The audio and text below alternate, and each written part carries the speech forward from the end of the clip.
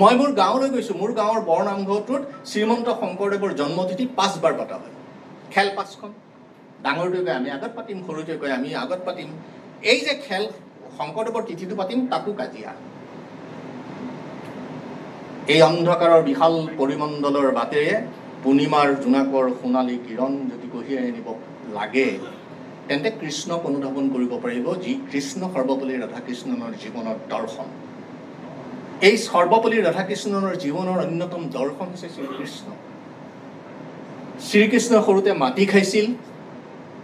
মাটি খোৱাৰ পিছত মাক যশোদাই এছাৰিৰে সৈতে কৃষ্ণক কোবাইছিল আৰু মুখ মেলিবলৈ কৈছিল। শিশু কৃষ্ণই যেতিয়া মুখখন মেলি দিছিল, সমগ্ৰ বিশ্ব ব্ৰহ্মাণ্ড কৃষ্ণৰ মুখৰ ভিতৰত ঘূৰি আছিল। আৰু সেই দৃশ্যৰ পৰম বিচিত্ৰময় দৃশ্যটো দেখি মূৰ্ছা গৈছিল যশোদা। আৰু সেই একেজন কৃষ্ণই শান্তি দূত হিচাপে কৌৰৱৰ ৰাজসভাত পাণ্ডৱৰ পক্ষৰে যেতিয়া যায়, তেতিয়া মাত্ৰ পাণ্ডৱৰ বাবে 5খন গাঁও বিচাৰিছিল। কল্পনা কৰকচোন, যিজন শ্ৰীকৃষ্ণৰ মুখৰ ভিতৰত সমগ্ৰ বিশ্ব ব্ৰহ্মাণ্ড ঘূৰি আছে, সেইজন শ্ৰীকৃষ্ণই মাত্ৰ 5খন গাঁও বিচাৰিছে। কথাটো ভাবিলে আচৰিত নালাগেনে? যি শ্ৰীকৃষ্ণৰ হাতত সুদৰ্শন চক্ৰ আছে, সেই সুদৰ্শন চক্ৰধাৰী শ্ৰীকৃষ্ণই শিশুপালে তেওঁক দিয়া প্ৰথমটো গালিতেই ডিঙিটো শৰীৰৰ পৰা বিচ্ছিন্ন কৰি ভূমিত পেলাই দিব পৰা শক্তি থকাৰ পিছতো শ্ৰীকৃষ্ণই সুদৰ্শন চক্ৰৰ মহিমাৰে সৈতে আন 99টা গালি শিশুপালৰ সহ্য কৰিছিল। যমুনাৰ পাৰত যমুনাৰ মিঠা পানী সেৱন কৰি মুৰুলীৰ অনন্ত সুৰেৰে সৈতে শ শ গোপীক ঐশ্বৰিক প্ৰেমৰ সন্ধান দিয়া শ্ৰীকৃষ্ণ যেতিয়া দ্বাৰকালৈ গৈ সাগৰৰ খাৰুৱা পানী খাইছিল, আৰু সাগৰৰ খাৰুৱা পানী খোৱাৰ পিছতো তেওঁ ডাল দৰিদ্ৰ সুধামাক মৃত্যু পৰ্যন্ত ডিঙিত সাবতি ৰাখিছিল, সেইটো হৈছে জীৱনৰ অমূল্য ৰত্ন বন্ধুত্বৰ বিশাল বান্ধোনৰ ৰাম সেতু। আৰু সেইকাৰণে শ্ৰীকৃষ্ণক আমি অনুধাৱন কৰিব পাৰিব লাগিব। শ্ৰীকৃষ্ণ মাত্ৰ এটা আঙুলিৰ সৈতে গোবৰ্ধন পৰ্বত দাঙি ধৰিছিল। শ্ৰীকৃষ্ণই হাতত সুদৰ্শন চক্ৰ থকাৰ পিছত কালিয়া নাগক কাটি টান বান কৰি দিব পৰা শক্তি থকাৰ পিছতো হাতত সুদৰ্শন চক্ৰ আৰু এখন হাতত বাঁহী লৈ সাপৰ ফেনাৰ ওপৰত নৃত্য কৰিছিল। এই কথাবিলাক মই কিয় কৈ আছো? এই কথাবিলাক সৰ্বপল্লী ৰাধাকৃষ্ণনৰ জীৱনৰ বাটৰ দৰ্শনৰ বিৰাল কীৰ্তিস্তম্ভৰ দৰে। ৰামায়ণত, মহাভাৰতত, গীতা মই আপোনালোকক শিক্ষকসকলক মই অনুভৱ কৰোঁ, এইটো আপোনালোকে কৰে নে নকৰে মই নাজানো। ছাত্ৰ যদি হ'ব লাগে অৰ্জুনৰ দৰে হ'ব লাগে, আৰু শিক্ষক যদি হ'ব লাগে কৃষ্ণৰ দৰে হ'ব লাগে। অৰ্জুনে উপৰ্যুপৰি প্ৰশ্ন কৰিছে কৃষ্ণক, আৰু কৃষ্ণই উপৰ্যুপৰি তাৰ উত্তৰ দিবলৈ যতন কৰিছে। এই যে 700 শ্লোক 45 মিনিট সময় কুৰুক্ষেত্ৰ যুদ্ধৰ আগমুহূৰ্তত 700 শ্লোক মাতিছিল কৃষ্ণই, মানে তাত গীতাত উল্লেখ থকা 700 শ্লোক, ইয়াৰে এটা শ্লোক মাতিছিল মাত্ৰ ধৃতৰাষ্ট্ৰই, 44টা শ্লোক মাতিছিল অৰ্জুনে, 574টা শ্লোক মাতিছিল কৃষ্ণই, আৰু 11টা শ্লোক মাতিছিল সঞ্জয়। এই যে শ্লোকবিলাক মাতিছিল, এই যে কথা বতৰাবিলাক কৈছিল, সেইখন এখন বিশাল বিশ্ববিদ্যালয়। কুৰুক্ষেত্ৰৰ আগমুহূৰ্তত সেইখন এখন বিশাল বিশ্ববিদ্যালয়, তাত ছাত্ৰ অৰ্জুন আৰু শিক্ষক শ্ৰীকৃষ্ণ। আৰু সেই 700 শ্লোকৰ যিখন পূৰ্ণাংগ গ্ৰন্থ কিতাপ, সেই মোৰ প্ৰজ্ঞাৰ আকুল চেতনাৰ বিধৌত শিক্ষকসকল, ছাত্ৰ ছাত্ৰীসকল, পৃথিৱীৰ 1000টা নোবেল পুৰস্কাৰেও এই গীতাক ক্ৰয় কৰিব নোৱাৰে। এই গীতাক ক্ৰয় কৰিব নোৱাৰে যিটো চৰিত্ৰ দৰ্শন, সেই চৰিত্ৰ দৰ্শনটো 2047 চনৰ ভাৰতবৰ্ষৰ স্বাধীনতাত আপোনালোকৰ দ্বাৰা ছাত্ৰ ছাত্ৰীসকলে প্ৰতিপন্ন কৰিব পাৰিব লাগিব। আৰু তেতিয়াই আমি ক'ব পাৰিম যে আমাৰ বাঞ্ছিত আত্মাৰ চাল চলনে ভাৰতবৰ্ষক পৃষ্ঠভূমিৰ মাটিৰ পৰা গীতা গুঞ্জিত, মহাভাৰত গুঞ্জিত, ৰামায়ণ গুঞ্জিত, বেদ উপনিষদ গুঞ্জিত দিনৰ পৰা লৈ আহি মানুহৰ পৃথিৱীত মানুহৰ অমল উৎসৱ এই ধ্যান ধাৰণাৰ পবিত্ৰ চেতনাৰ সৈতে ভাৰতবৰ্ষক উজ্জীৱিত কৰি ৰাখিব। মই ভাৰতবৰ্ষৰ বিভিন্ন প্ৰান্তত যেতিয়া যাওঁ, আনকি যিকেইখন বিদেশ মই ভ্ৰমণ কৰিছোঁ, সেই দেশবিলাকতো আপোনালোকে দেখিব, যদি আপোনালোকে ভালকৈ কথাখিনি ক'ব পাৰিছে, তেন্তে ভাৰত সম্বন্ধে তেওঁলোকৰ ধাৰণা, ভাৰত সম্বন্ধে তেওঁলোকৰ ভক্তি অতি সাংঘাতিক। মই ভিয়েটনামত এজন মানুহ লগ পালোঁ, মানুহজনে গামোচা এখন লৈ আহিছে, মই দৌৰি গৈ পেলাই মানুহজনৰ কাষ পালোগৈ, কাৰণ মই জানো যে এই গামোচলা মানুহজন অসমৰে কোনোবা এখন জিলাৰ হ'ব। কোনোবা এজনে ইংৰাজীতে কৈছে যে এওঁক গাড়ী চেপিব। ভগৱানৰ কৃপাত মোক গাড়ীয়ে নেচেপিলে। মই গ'লোঁ আৰু মানুহজনক সুধিলোঁ যে আপুনি অসমৰ কোন জেগাৰ, ইণ্ডিয়াৰ যে ৰাজ্য অসমৰ কোন জেগাৰ। তেওঁ মোলৈ ভেবা লাগি চাই আছে। 3 বাৰমান কোৱাৰ পিছত তেওঁ ক'লে যে মই ইণ্ডোনেছিয়ান। এজন বিদেশী লোকক ডিঙিত এখন গামোচা আঁৰি ল'বৰ কাৰণে কি উন্মাদনাই তেওঁক সৃষ্টি কৰিছে, কি উন্মাদে তেওঁক মানে আলোকিত কৰিছে। সেই কথাটোৱে মোক খুব ভাবিলে খুব মোক আনন্দ দিয়ে। কাৰণ এই গামোচাখন কেৱল অসমীয়া জাতিয়ে সৃষ্টি কৰিব পাৰে, কেৱল অসমীয়া জাতিয়ে এইখন বনাব পাৰে। পৃথিৱীৰ কোনো দেশে এইখন বনাব নোৱাৰে। গতিকে মই ভাবোঁ যে আমাৰ কলিতাদেৱে জাতীয় জীৱনৰ কথা কৈছে। জাতীয় জীৱনৰ কথা কওঁতে মই মাতৃভাষাৰ কথা ক'ব লাগিব। মই কোনো ভাষাৰ বিৰোধী নহয়, কোনো ভাষাক মই তাচ্ছিল্য নকৰোঁ, কোনো ভাষাক মই অপমান নকৰোঁ। ভাষা যিমান শিকিব সিমানে গণসংযোগ বাঢ়িব। ভাষা যিমান শিকিব সাংস্কৃতিক দৌৰটো আপোনাৰ সিমান বৃদ্ধি পাব। আৰু পৃথিৱীৰ ইমূৰ সিমূৰ যদি আপোনাৰ আৰু মানুহৰ মাজত যিটো সেতু বন্ধন হ'ব, সেই সেতু অতুল্য অমূল্য হৈ আপোনাক বিকশিত কৰিব। আপুনি যি ভাষাৰে চহকিত হওক, মোৰ ক'ব লগা একো নাই, কিন্তু মনত ৰাখিব আপোনাৰ মাতৃভাষা আপোনাৰ ভৰিৰ তলত থকা আই মুখৰ নিভাঁজ সৰল সহজ শব্দৰ বিশাল শব্দ সম্ভাৰৰ এক অতুল্য কহিনুৰ ভাষা। এই ভাষাটোক যোনে অপমান কৰে, যিয়ে মাতৃভাষাক অপমান কৰে, সেই জাতিৰ মৃত্যু অভিশাপাম্বী।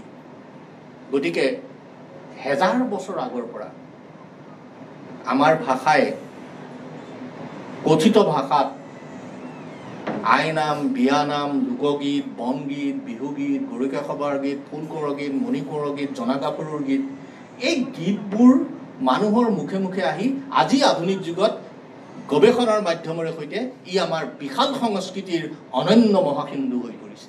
আৰু এই অনন্য মহাসিন্ধুৰ বাটটোক আমি নতুন বাটেৰে সৈতে চাব লাগিব। মই মোৰ বক্তব্যৰ আৰম্ভণিতে গীত এটা গাইছিলোঁ, নেলাগে সময় নেলাগে সময়ে দেখুওৱা ঘড়ী। এতিয়া কোনোবাই ৰংচঙীয়া পৃথিৱী এখনৰ সৈতে আমাক নতুন বাট দেখাইছে। গোলকীয় পৃথিৱীৰ সভ্যতাৰ যিবিলাক উপকৰণে আমাৰ মানৱীয় সমাজ জীৱনৰ প্ৰতি মুহূৰ্ততে আমাৰ শৰীৰটোক পংগু কৰি আনিবলৈ যতন কৰিছে, সেই সময় স্তব্ধ হ'ব লাগে।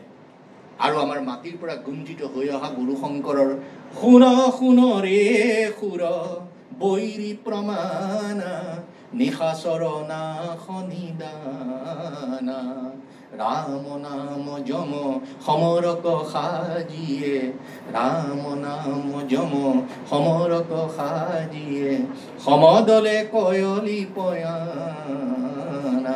এই বৰগীতটো যদি আপোনালোকে শুনে, মাধৱদেৱৰ বৰগীত যদি আপোনালোকে শুনে, এই 2জন মহাপুৰুষৰ বৰগীতত আকাশ পাতাল পাৰ্থক্য। এজনৰ বৰগীতত বাৎসল্য ভক্তিৰ বিৰল প্ৰকাশ, আৰু আনজনৰ বৰগীতত সত্তুনাক প্ৰত্যাহ্বানক আহ্বানলৈ ৰূপান্তৰ কৰা, লংকা দাহন কৰা ৰাৱণ বধৰ এই সত্তুনাশৰ বিশাল ৰূপটোক ই প্ৰতিনিধিত্ব কৰি আছে। গতিকে এই বৰগীতসমূহৰ কথা কৈ থাকোঁতে মই সিদিনাখন নগাঁও ছোৱালী কলেজত এই বৰগীত সম্বন্ধে এটা বক্তৃতা প্ৰদান কৰি আহিছিলোঁ। তাত মই এটা বৰ কথা কৈছিলোঁ। এই কথাটো এনেকুৱা যে আমাৰ গুৰু শংকৰৰ 34টা বৰগীত আৰু মাধৱদেৱৰ 120টা বৰগীত। এই বৰগীত সকলোখিনি স্বৰলিপি হোৱা নাই। এই বৰগীতসমূহৰ স্বৰলিপি হ'ব লাগে আৰু সংগীত নাটক একাডেমীৰ দ্বাৰা ভাৰতীয় ধ্ৰুপদী শাস্ত্ৰীয় সংগীতটোতে বৰগীতকেইটাক স্বীকৃতি দিব লাগে। বৰগীত পৃথিৱীৰ গীতসমূহৰ হিমালয়ৰ শৃংগ। এই গীতক কোনেও তল পেলাব নোৱাৰে। লতা মংগেশকাৰ বাইদেউক 7টা গীত দিয়া হৈছিলে বৰগীত। 10 দিন তেওঁ ৰেৱাজ কৰাৰ পিছত মন্মথ বৈশ্য ডাঙৰীয়াক বৰগীতকেইটা দি সেৱা জনাই কৈছিল যে বৰগীত মোৰ দ্বাৰা নহ'ব। ডক্টৰ ভূপেন হাজৰিকাই তেজৰে কমলাপতি পৰভাতনন্দ যিটো বৰগীত গাইছে, পণ্ডিতসকলে কয় তাত ৰাগ আৰু সুৰৰ মাজত পাৰ্থক্য আছে। 2টা বৰগীত ভূপেন দাই গাইছে। গতিকে মই ভাবোঁ যে শিক্ষকসকলে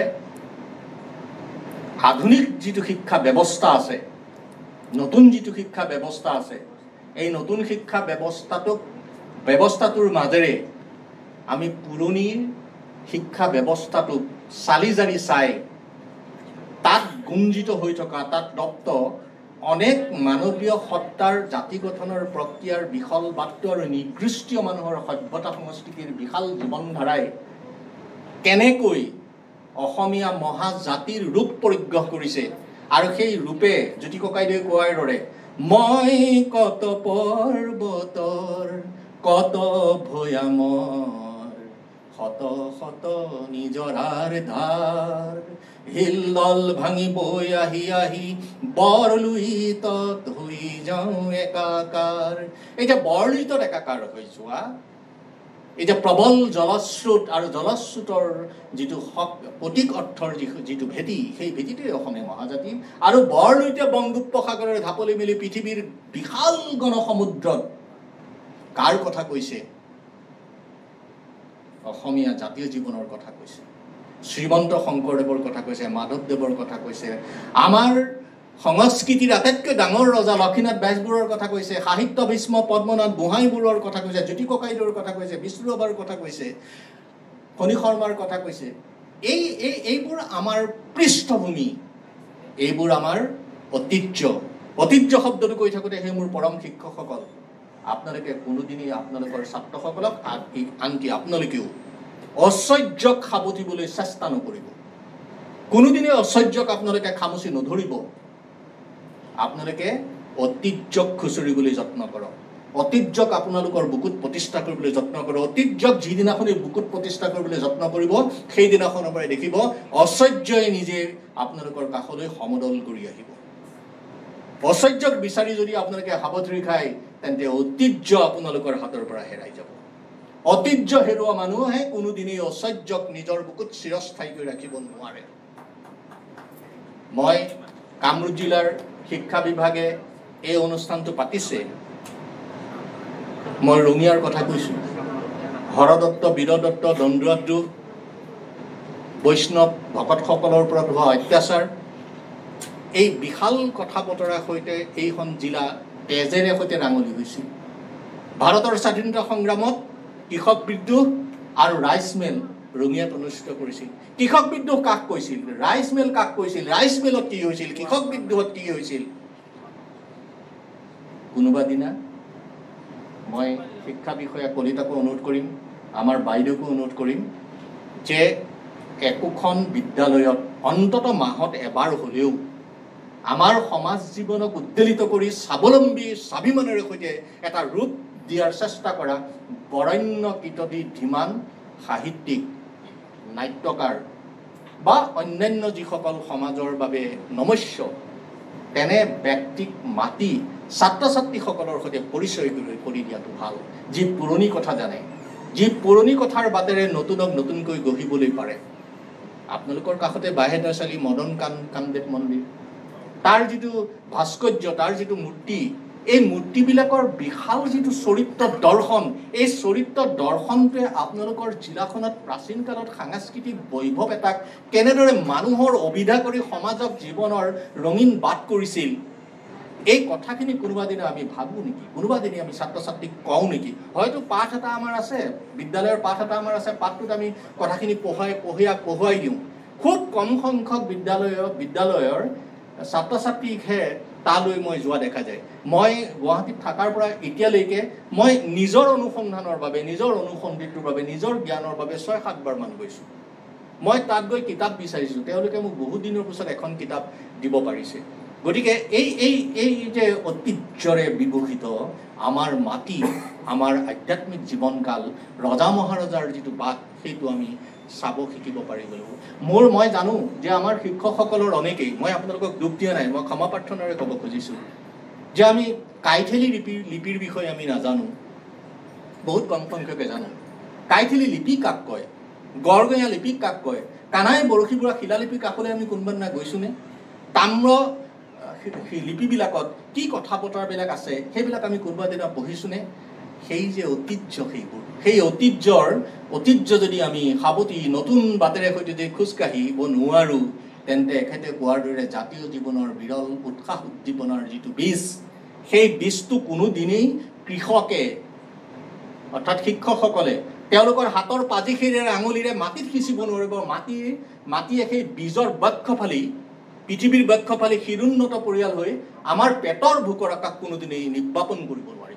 আৰু পেটৰ ভোকৰ আকাশ যেতিয়া নিৰ্বাপন কৰিব নোৱাৰে, মই ৰুটি ভাত চাউলৰ কথা কোৱা নাই, এই পেটৰ ভোকৰ আকাশ মানে প্ৰজ্ঞাৰ চেতনা, সংস্কৃতিৰ চেতনা, মানৱীয় প্ৰমূল্য, অহিংসা, বুদ্ধ দৰ্শনৰ বিশাল বাটটোৰে সাংস্কৃতিক জীৱনধাৰা এটাক ৰজা মহাৰজাৰ তৰোৱালৰ তেজত ৰঙা হোৱা বাটেৰে সৈতে কেনেকৈ আহি আহি আধুনিক পৃথিৱী এখনত আমি থিয় হৈছোঁ, এই মৰ্মম বেদনাৰ মৰ্মমাতৰ মৰ্মঋণটো নতুন পুৰুষে কোনোদিনেই নিশিকিব। আৰু নতুন পুৰুষে যেতিয়ালৈকে ইয়াৰ মৰ্মৰণিৰ মৰ্মবেদনাটো নিশিকিব, তেতিয়ালৈকে জীৱনৰ বাটত আমাৰ পূৰ্ণিমাৰ জোনাকে কেতিয়াও পোহৰ বিলাব নোৱাৰিব। আন্ধাৰৰ বিশাল সাম্ৰাজ্য এখনে আমাক সদায় আকুহি থাকিব। মই আপোনালোকক এটা সৰু কথা এটা কৈ দিওঁ, এই কথাটো দেখাত একেবাৰে সৰু। ৰামচন্দ্ৰই সীতাক আনিবৰ কাৰণে সাগৰত সেতু বান্ধিছিল। বান্দৰবিলাকে শিলবিলাকত ৰাম শব্দটো লিখি পেলাই পানীত পেলাইছে আৰু শিলবোৰ উপঙি গৈছে। ৰামচন্দ্ৰৰ বেয়া লাগিল, গতিকে ৰামচন্দ্ৰই শিল এটা আনি তাত পেলাই দিলে। নীল আৰু নলক তেতিয়া ৰামচন্দ্ৰই কৈছে যে তোমালোকে দিয়া শিলটো পানীত উপঙি আছে, মই দিয়া শিলটো পানীত ডুবি গৈছে, ইয়াৰ কাৰণটো কি?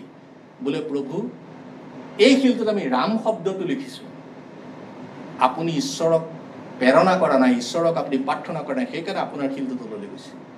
ৰামচন্দ্ৰ দূৰত গৈ শিল এচটাত বহি আছে আৰু দেখিছে এটা কেৰ্কেটুৱাই এটা বাঁহপাত আনিছে আৰু বাঁহপাতটো সাগৰত ডুব গৈছে, ডুব গৈ পেলাই শিলৰ ওপৰত সেই বাঁহপাতটো দিছে।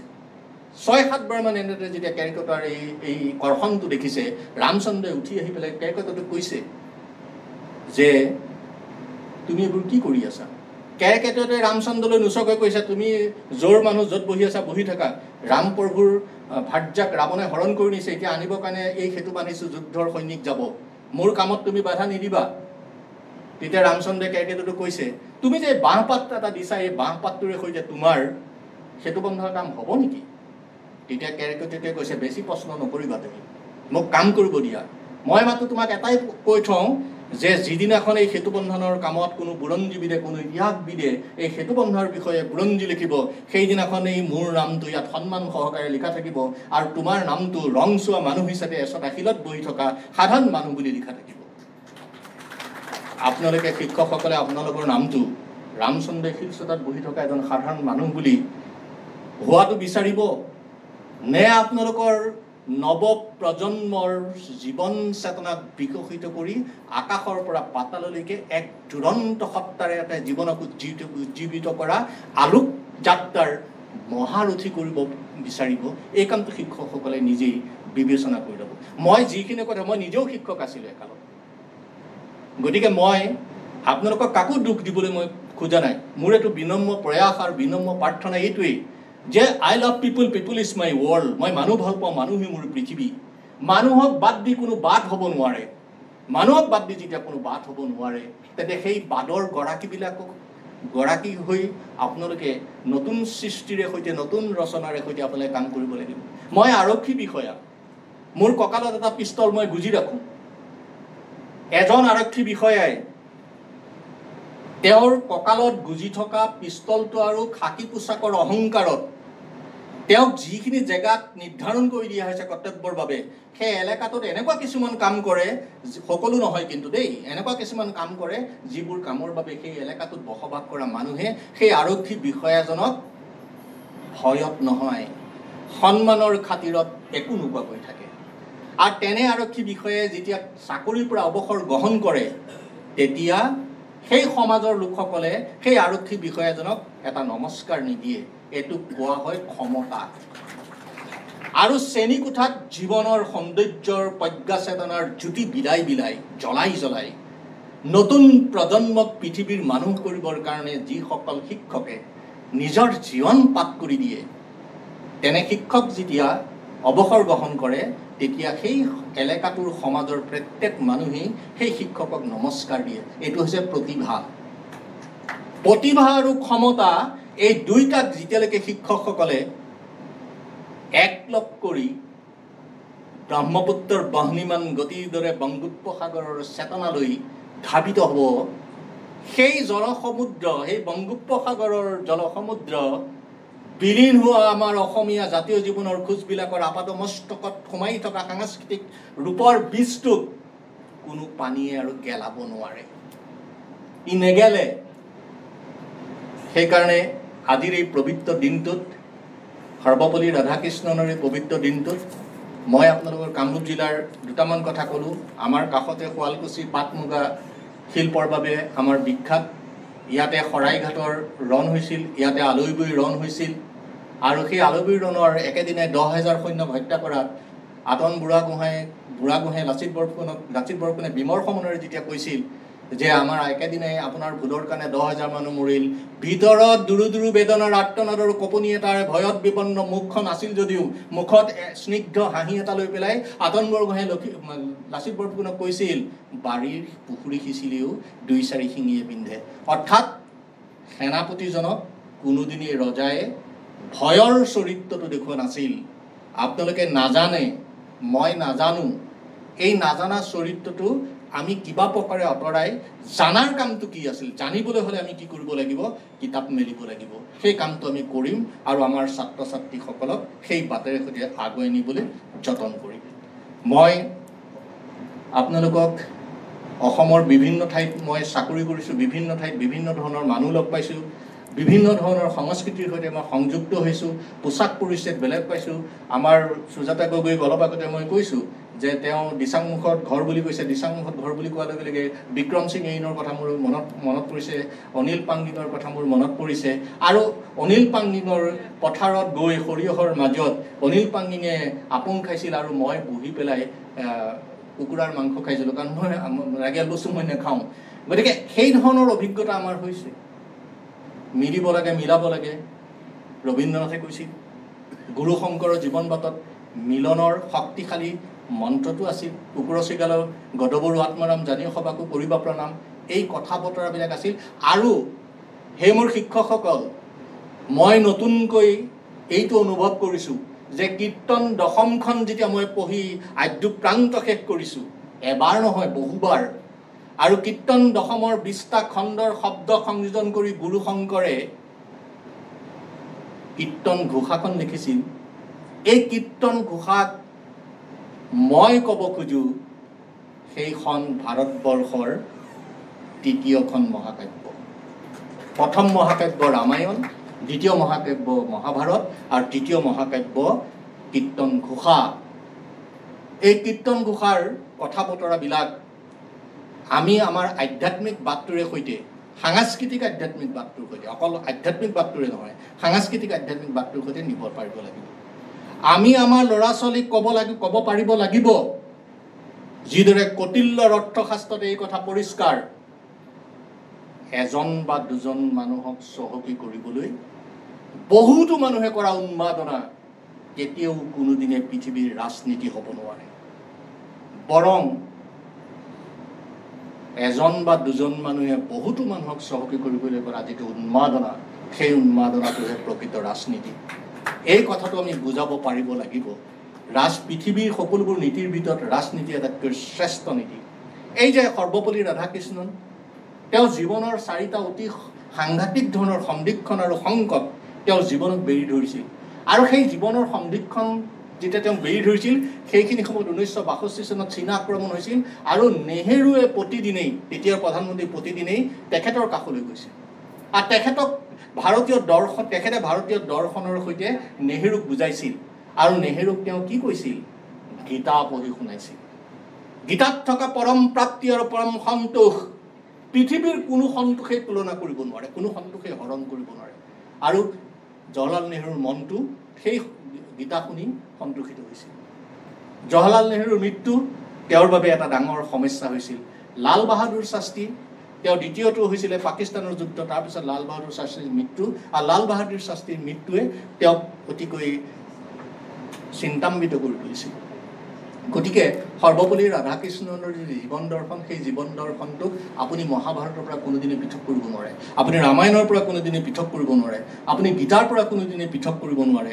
শ্ৰীমন্ত শংকৰদেৱৰ জীৱন জগতত বিষ্ণুৰ অপাৰ মহিমাক কৃষ্ণৰ ৰূপেৰে সৈতে অংকীয়া ভাওনাৰ যিটো বিৰল ৰূপ প্ৰকাশ কৰিছে, সেই বিৰল ৰূপটোক সৰ্বপল্লী ৰাধাকৃষ্ণনে পৃথিৱীৰ সংস্কৃতিৰ অন্যতম শিৰোনামা বুলি কৈছে।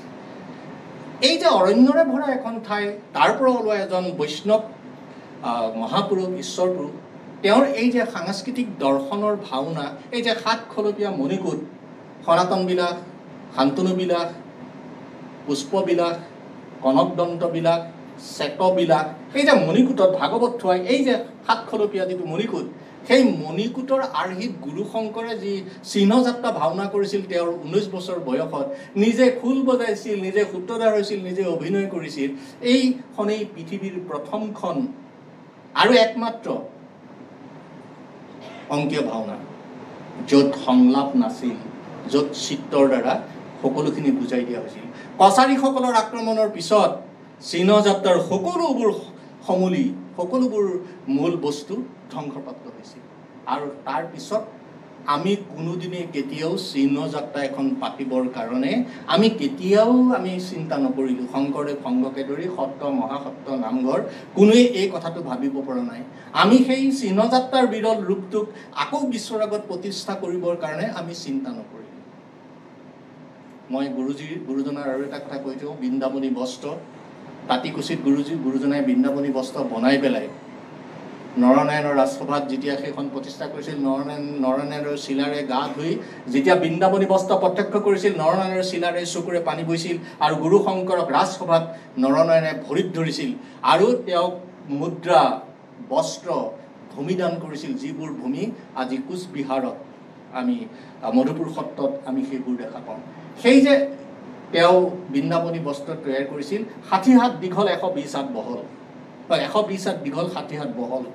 এই বৃন্দাবনী বস্ত্ৰ পৃথিৱীৰ আধুনিক সভ্যতাৰ, মই আধুনিক শব্দটো এখেতে আধুনিক শিক্ষা ব্যৱস্থা, নতুন শিক্ষানীতিৰ কথা কৈছে কাৰণে মই সেই কথাটো হাত ধৰি কৈছোঁ যে আমাৰ আধুনিক শিক্ষা ব্যৱস্থাটো আমাক লাগিব। কিন্তু আধুনিক বিজ্ঞানৰ বস্ত্ৰ উদ্যোগৰ বৃহৎ উদ্যোগবিলাকেও বৃন্দাবনী বস্ত্ৰৰ দৰে বৰণ্য এখন বস্ত্ৰ সকলো উপকৰণ থকাৰ পিছতো আজি তাৰিখলৈকে প্ৰস্তুত কৰি ল'ব নোৱাৰাটোৱেই অসমীয়া জাতীয় জীৱনত বস্ত্ৰ, তাঁতৰ শালৰ সৌন্দৰ্য আৰু সুষমাক কেনেদৰে প্ৰতিনিধিত্ব কৰি আছে, এই কথাটো আমি শিক্ষকসকলে, আমি সকলোৱে ছাত্ৰ ছাত্ৰীসকলক বুজাব পৰা ক্ষমতাৰে সৈতে যিদিনাখনেই উজ্জীৱিত হৈ উঠিব পাৰিম, সেইদিনাখনেই অসমৰ ঘৰে ঘৰে পদূলিয়ে পদূলিয়ে নতুন ধ্বনিগত দিশ এটা সৃষ্টি হ'ব। হ'ব নেকি আৰু? হ'ব। শিক্ষকসকলৰ কাৰণে এই কথাখিনি, ছাত্ৰ ছাত্ৰীসকলৰ কাৰণে এই কথাখিনি মই আপোনালোকক ক'লোঁ। দৰাচলতে মই আমাৰ সুজাতা গগৈ আৰু শান্তনুক কৈছোঁ যে আমাৰ কাষতেই বিশ্ববিদ্যালয় আছে। বিশ্ববিদ্যালয়ৰ শিক্ষকসকলক মাতি আনি আজিৰ শিক্ষক দিৱসৰ দৰে কলিতাকো কৈছোঁ যে এই অনুষ্ঠানত আপোনালোকক দুআষাৰ ভাল কথা শিকাব পৰা, ভাল কথা ক'ব পৰা শক্তিটোৰ সৈতে পৰিচয় কৰাই দিব লাগে। মই ক'ত কঁকালত পিষ্টল গুজি খাকী পোছাক পিন্ধি থকা আৰক্ষী লোক এজনক মাতি আনিছে, আপোনালোকে মোৰ কঠোৱা কথাবিলাকৰ পৰা কি ধৰণৰ জীৱনদায়িনী শক্তিৰে সৈতে নিজক উজ্জীৱিত কৰি প্ৰগতিৰ বাটত নতুন ছাত্ৰ ছাত্ৰীক আগুৱাই নিব পাৰিব, মোৰ সন্দেহ আছে। আৰু দ্বিতীয় কথা এটা কৈছোঁ যে মই আপোনালোকক হাতযোৰ কৰি ক্ষমা প্ৰাৰ্থনা মাগিছোঁ যে আজি মোক এখন চেলেং আৰু গামোচাৰে সৈতে আপোনালোকৰ সন্মুখত যেতিয়া মোক আদৰণি জনাইছে, মোৰ বুকুত যাতনাৰ বেদনা এটাই মুহু আৰ্তনাদ এটাৰ জন্ম দিছিল। কাৰণ এই মহান শিক্ষকসকলৰ সন্মুখত মই গামোচা পিন্ধিম, মই চেলেং এখন ল'ম, সেইটো মোৰ কাৰণে কষ্টসাধ্য। আৰু এই চেলেং আৰু গামোচা আপোনালোকৰ মূৰৰ শিৰত মই অৰ্পণ কৰি আপোনালোকক সন্মান জনাইছোঁ। মই যিখন বিদ্যালয়ত পঢ়িছিলোঁ, প্ৰাথমিক বিদ্যালয়, এতিয়া এজন শিক্ষক জীয়াই আছে, খগেশ্বৰ বৰা, খুব সম্ভৱ 108 বছৰমান বয়স হৈছে। বুঢ়াই ৰাতিপুৱা, এতিয়া বুঢ়া বুলি কৈছোঁ, বেয়া নাপাব, ক্ষমা কৰিব, 1 কিলোমিটাৰমান খোজকাঢ়ে। আৰু আমি যেতিয়া শিক্ষক দিব হয় তেতিয়া তামোল পাণ বঁটা এটাত আয়ে এখন গামোচা দিয়ে আৰু সেয়া লৈ শিক্ষকজনক পানী দি পেলাই ভৰিকেইটা ধুৱাই আমি সেৱা কৰিছোঁ। মই আজি কেইদিনমানৰ আগত গাড়ী লৈ যাওঁতে ছাৰক খোজকাঢ়ি থকা দেখি মই ড্ৰাইভাৰক ক'লোঁ যে গাড়ীখন ৰাখ। গাড়ী ৰাখিছে, মই গৈ ছাৰক সেৱা কৰিছোঁ। ছাৰৰ চকুৰ অস্বচ্ছ ভগা কেঁচৰ মাজেৰেও মোক তেওঁ চিনি পাইছে যে তুমি অমুক নহয় জানো? মোৰো হয় ছাৰ। তেওঁক ভৰি ধৰি সেৱা কৰিছোঁ। ভক্তিভাৱ যেতিয়ালৈকে থাকিব তেতিয়ালৈকে শিক্ষাই এটা গতি লাভ কৰি থাকিব। আজি ছাত্ৰই শিক্ষকক হত্যা কৰিছে, শিক্ষকে ছাত্ৰক হত্যা কৰিছে। অসম আন্দোলনৰ পিছৰ পৰা ছাত্ৰ আৰু শিক্ষকে একেলগে বহি মদ খায়। আমাৰ বৰ্তমানৰ মুখ্যমন্ত্ৰী আৰু আগৰ তেওঁ শিক্ষামন্ত্ৰী হৈ থাকোঁতে আপোনালোকে ক্ষমা কৰিব, তেখেতে এটা সাংঘাতিক ধৰণৰ বাইট দিছিল আৰু সেই বাইটত কোৱা হৈছিল যে অপ্ৰাদেশিকৃত বিদ্যালয়ৰ কিছুমান শিক্ষক আছে যিসকল শিক্ষকে আত্মহত্যা কৰিবৰ কাৰণে যোগ্য নহয়। আত্মহত্যা জীৱনৰ শেষ পৰিণতি।